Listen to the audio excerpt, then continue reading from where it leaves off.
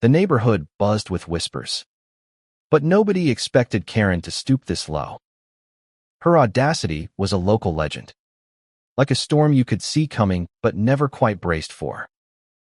For weeks, my backyard outlet had been hijacked, its juice siphoned off by a tangle of orange extension cords snaking through the grass, straight to Karen's gaudy McMansion. She'd been running her inflatable holiday decorations, her blaring outdoor speakers, even her hot tub in my dime. I'm Jake, a single dad who moved to this sleepy cul-de-sac to give my daughter, Lily, a quiet life after her mom passed. The house was modest, the kind of place where you mow your own lawn and wave at neighbors. But Karen, she was the self-appointed queen of the HOA, waddling around with her clipboard, her too tight yoga pants, and a sneer that could curdle milk. She'd fine you for a crooked mailbox or a weed in your flower bed, all while her own yard looked like a Christmas store exploded. Standards. She'd huff, as if her word was law. It started small.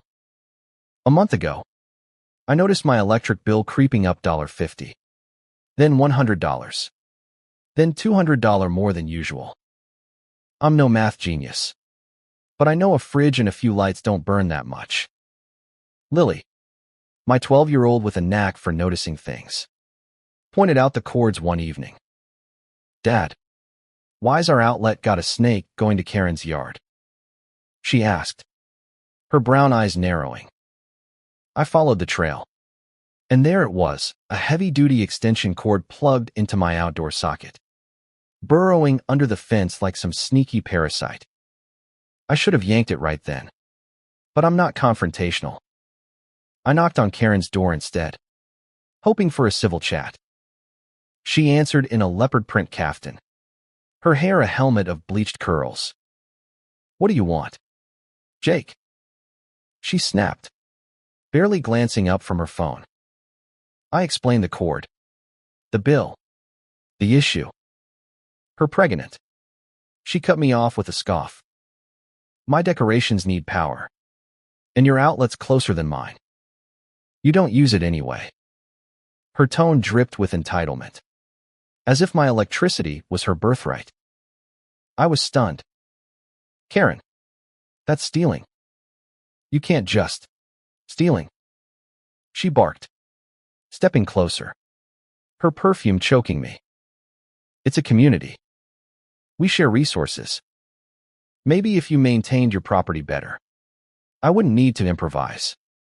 She slammed the door in my face. Fury simmered, but I let it go, thinking I'd just unplug it and be done. Except the next day, the cord was back, plugged in again, bold as brass. I unplugged it. She plugged it back. It was a silent war, and Karen was winning. My bills kept climbing, and Lily started calling her the power vampire. I'd laugh if I weren't so pissed. Then I met Maria, my new neighbor, a fiery single mom who'd just moved in across the street. She had her own Karen Stories finds for her son's skateboard ramp, snide comments about her unkempt roses. Maria wasn't one to back down. She's a bully, she said over coffee one morning, her dark eyes flashing. We need to hit back. Maria had a plan. She'd caught Karen on her Ring camera, plugging the cord in at midnight. Bold as ever. That's evidence, Maria said. Let's catch her in the act and call the cops. I hesitated. Escalating with Karen felt like poking a bear, but Maria was relentless. She's stealing from you, Jake. From Lily. You okay with that? She had me there. Lily deserved better than a neighbor leeching off us. So, we set a trap. Maria rigged a motion sensor light to catch Karen's late-night plug-ins, and I dusted off my old camcorder. For 3 nights. We waited. On the 4th, at 1 a.m., the light snapped on, and there was Karen, lumbering through the dark in a tracksuit, cord in hand. I filmed her fumbling with my outlet, muttering about cheap neighbors. Gotcha. The next day, we called the police. Officer Ramirez, a calm guy with a notepad, showed up to hear us out. Maria played the video, and I showed him my skyrocketing bills. Karen, predictably, came storming over, her face redder than her tacky Christmas lights. This is outrageous, she shrieked, jabbing a finger at us. You're harassing me. I'm the HOA president. Ramirez wasn't fazed. Ma'am, we have video evidence of you accessing private property and using electricity without permission. That's theft and tampering. Karen's jaw dropped, her usual bluster faltering. Theft? I was just borrowing. It's a community outlet. Community doesn't mean free. Maria shot back, arms crossed. You've been running a hot tub on Jake's bill for weeks. Pay up or explain it to a judge. Karen tried to spin it, claiming it was a misunderstanding. But Ramirez wasn't buying it. The cords were confiscated, and Karen was slapped with charges of electricity theft and property tampering. The neighborhood group chat exploded. People shared their own Karen horror stories, fines for kids' chalk drawings, demands to repaint unapproved fences. She'd been ruling like a petty dictator, and now the tides were turning. The fallout was swift. The HOA held an emergency meeting, and Karen's presidency was revoked. Her fines were audited, revealing she'd pocketed some for administrative costs. Neighbors stopped inviting her to barbecues.